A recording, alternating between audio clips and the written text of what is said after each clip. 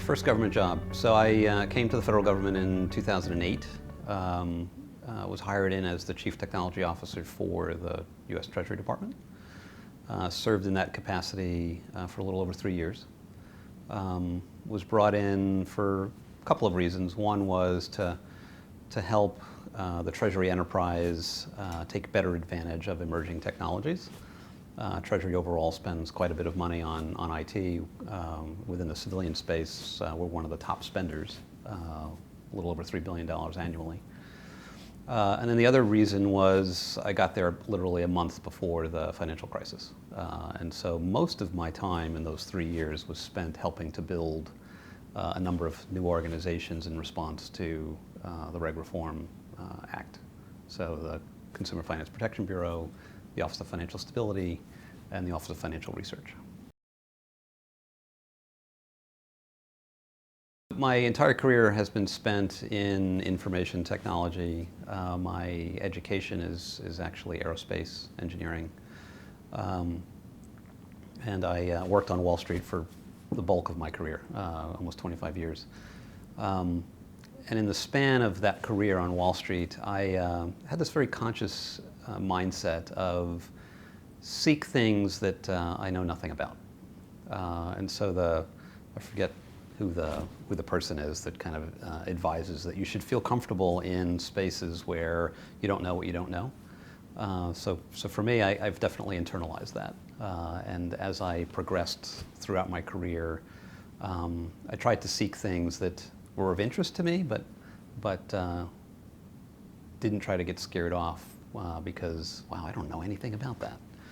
And so I think that has served me well because I personally believe that in those spaces of not knowing what you don't know, there's tremendous potential. You don't know what comes out of it. And so, throughout my career, it has kind of led me on an interesting path of ultimately becoming CTO for the Treasury Department. I think the first thing is that's normal. I can remember several times in my career being in a position, especially something new, and feeling like, oh my God, what have I gotten myself into? And my advice there is just take a deep breath and understand that you're not alone, that this definitely happens to a lot of us, and give yourself the opportunity to learn and get comfortable. So give yourself, a few weeks, if not a couple of months, in that job, getting comfortable with it. Just anecdotally, when I was in high school, my first job on Wall Street was as a bank teller, and I can remember my first day at the bank. I was just completely overwhelmed with, oh my God, I have all this money that I'm responsible for, all these customers. In New York City, everyone's got an attitude, afraid that you're just not going to do something right. I remember going home my first day and telling my parents, I don't know if I'm cut out for this. And their advice to me was, stick it through, we're sure you can do it. And sure enough, it became something that was just so rote that I didn't have to think about it. But ultimately, it led to the next steps in my career on Wall Street because that was kind of my conduit. So stick to it. Seek out people who can mentor you. One of the things that I've always done is just, look at the people around you and look for traits that you admire and would like to have yourself. And try and internalize some of those things. Try and make some of those things your own. Become friends with them. Ask them. So how is it that you're so good at presenting, or how is it that you're so good at managing meetings, or you seem so organized? What do you do? What are your tricks?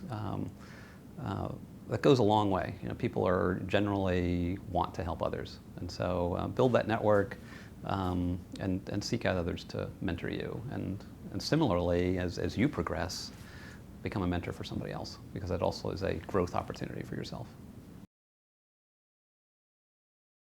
There's one quote that when I first started full-time on Wall Street, there was a gentleman that I worked for who generally, I was the type of person who was typically more shy, more introverted. And we were in his office, and he said to me, Paul, if you act like you own the world, people will believe you. Which I thought was kind of an interesting statement. And I didn't take it literally to mean walk around like you own the world and you're a snob. I took it to mean don't be afraid to take risks.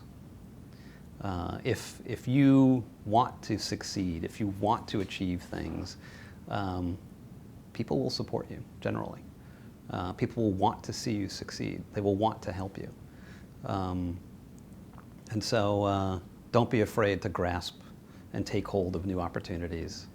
Don't allow your own inhibitions to prevent you from potentially seizing something that could be of great benefit to you. Networks are always important.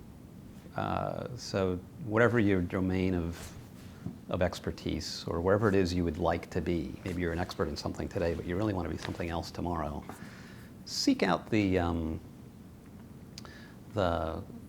interest groups or the organizations that cater to that interest area. So if you're in computer science, seek out the computer science groups that get together outside of work. Build your network with people who work and are interested in the same topics as you.